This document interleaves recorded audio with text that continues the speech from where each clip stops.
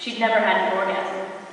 At 72, she went into therapy, as we do in New York, and with the help of her therapist, she went home one afternoon by herself, lit some candles, took a bath, played some music, and she got down with herself. She said it took her over an hour because she was arthritic, but when she finally found her clitoris, she said she cried. This monologue is for her. Down there? I haven't been down there since 1953. No, it had nothing to do with Eisenhower. No, it's a cellar down there. It's very damp, clammy. You don't want to go down there. Trust me. You get sick. Suffocating, very nauseating. The smell of the clamminess and the mildew and everything. Whew! It smells unbearable. It's in your clothes. No, there was no accident down there. It didn't blow up or catch on fire or anything. It wasn't so dramatic. I mean, well, never mind. No, never mind. I can't talk to you about this. What's a smart girl like you going around talking to old ladies about their down theirs for? We didn't do this kind of thing when I was a girl. What? Jesus. Okay.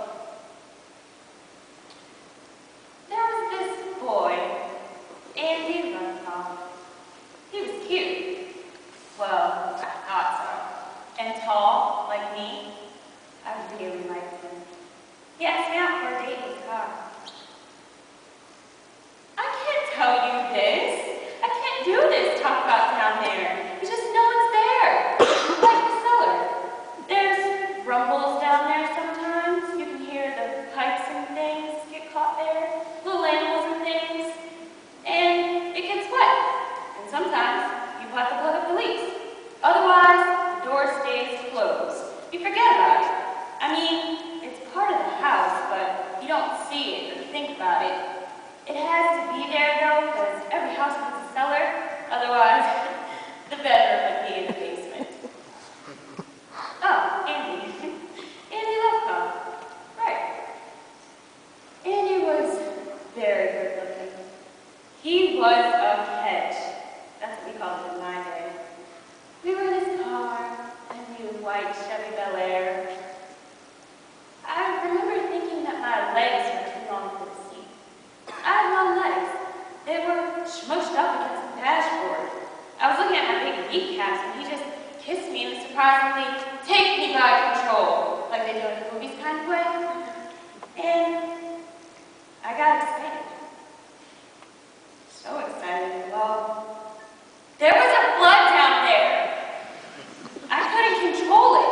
It was like this force of passion, this river of life just flooded out of me, right through my panties, right onto the car seat of his new white Chevy Bel Air. It wasn't pee, and it was smelly. Well, frankly, I didn't smell anything at all, but Andy said, that it smelled like sour milk, and it was staining his car seat. I was a stinky, weird girl, he said. I wanted to explain that his kiss had caught me off guard, that I wasn't normally like this. I tried to wipe the blood off with my dress. It was a new yellow primrose dress, and it looked so ugly with the blood on it.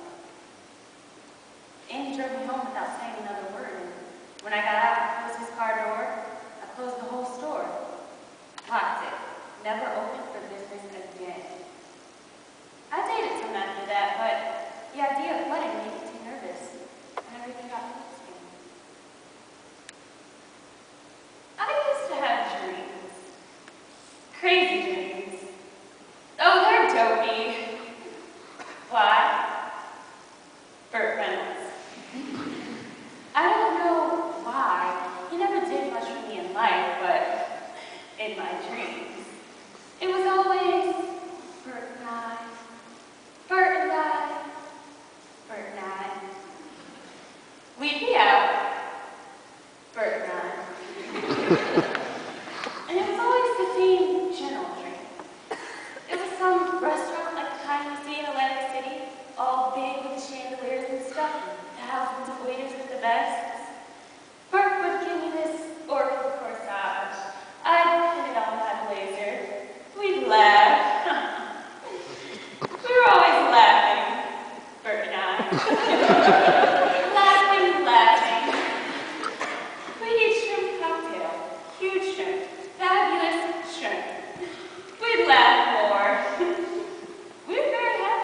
Then he'd look into my eyes and pull me to him in the middle of the restaurant, and just as he was about to kiss me, the whole restaurant would start to shake. Pigeons would fly out from under the table. I don't know what those pigeons were doing there. And the whole restaurant would fill with my blood. It would pour out of me. It would pour and pour. There would be fish inside it, and little boats, and the whole restaurant would be full. And Bert would be standing waist deep in it, looking horribly disappointed in me that I'd done it again, horrified, as he watched his friends, Dean Martin and the like, swim past us in their tuxedos and evening gowns. I don't have those shirts anymore. They took away just about everything connected with down there. Moved out uterus, tubes, the whole works. The doctor thought he was being funny.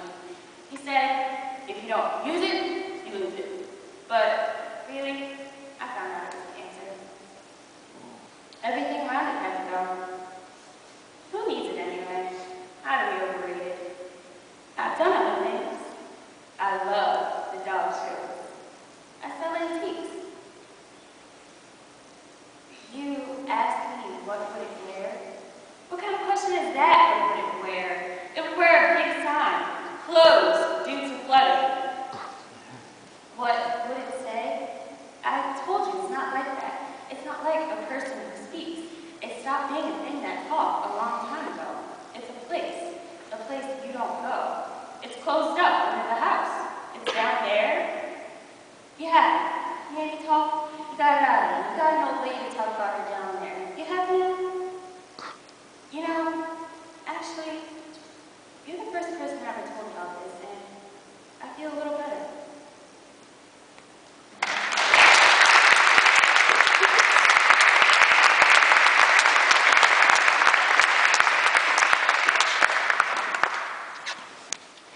My vagina is a round, tender shell, opening and closing, closing and opening.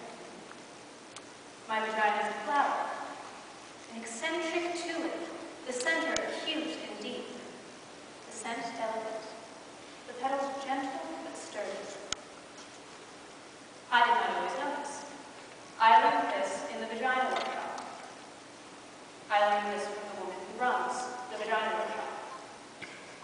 A woman who believes in vaginas, who really sees vaginas, who helps other women see their own vaginas by seeing other women's vaginas.